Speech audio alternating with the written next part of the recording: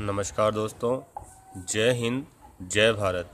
दोस्तों, आज मैं आपके लिए लेकर आया हूँ आत्मकथा तथा जीवनी में अंतर। बोर्ड परीक्षाओं में अधिकतर पूछा जाता है कि आत्मकथा तथा जीवनी में अंतर स्पष्ट कीजिए। तो देखते हैं हम आत्मकथा में जीवन की घटनाओं का स्वयं लिखा हुआ विवरण आत्मकथा होता है।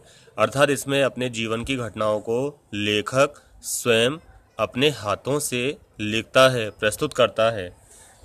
जीवनी में लेखक किसी व्यक्ति का जीवन चरित्र प्रस्तुत करता है। अर्थात जीवनी में क्या होता है, कोई दूसरा व्यक्ति किसी दूसरे व्यक्ति का वर्णन अपने हाथों से प्रस्तुत करता है। जीवनी स्वयं लिखी जाती है तथा आत्मकथा स्वयं लिखी जाती है तथा जीवनी किसी दूसरे व्यक्ति के द्वारा लिखी जाती है।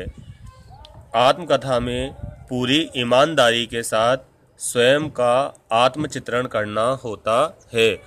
जो सत्यवक्ता होता है, शुद्ध हृदय का व्यक्ति होता है, वो ही आत्मकथा लिख सकता है, क्योंकि आत्मकथा में पूरी ईमानदारी के साथ अपना स्वयं का चिट्ठा खोलना पड़ता है।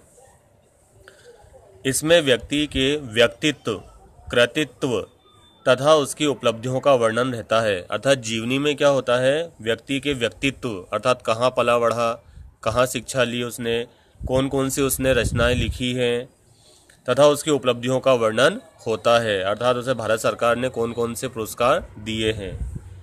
कोई भी चरित्रवान तथा शुद्ध निर्मल हृदय का मानव ही आत्मकथा लिख सकता है।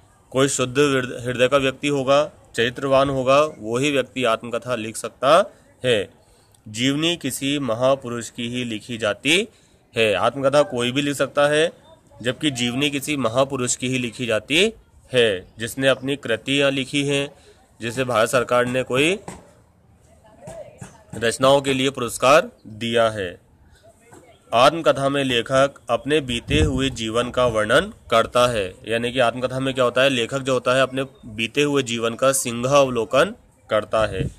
जीवनी में किसी महापुरुष की जन्म से मृत्यु तक की सभी घटनाएं होती हैं। जीवनी में क्या होता है, किसी महापुरुष की जन्म से लेकर मृत्यु तक की सभी घटनाएं होती हैं।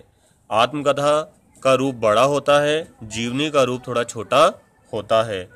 आत्मकथा जीवित रहते लिखी जाती है। आत्मकथा क्या होती है, जीवित रहते लिखी जाती है और व्यक्ति स्वयं लिखता है इसको।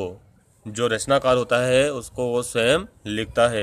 जीवनी मरणोपरांत लिखी जाती है। जीवनी कब लिखी जाती है, मरणोपरांत, और दूसरा व्यक्ति इसको लिखता है। आत्मकथा है हरिवंश राय बच्चन की आत्मकथा है नीड़ का निर्माण, फिर क्या भूलूं क्या याद करूं, बसेरे से दूर। अर्थात 3 भागों में बांटी गई है। जीवनी है कलम का सिपाही, प्रेमचंद के ऊपर लिखी गई है, जो इनके बेटे ने लिखी है, अमृत राय ने। धन्यवाद दोस्तों, जय हिंद जय भारत।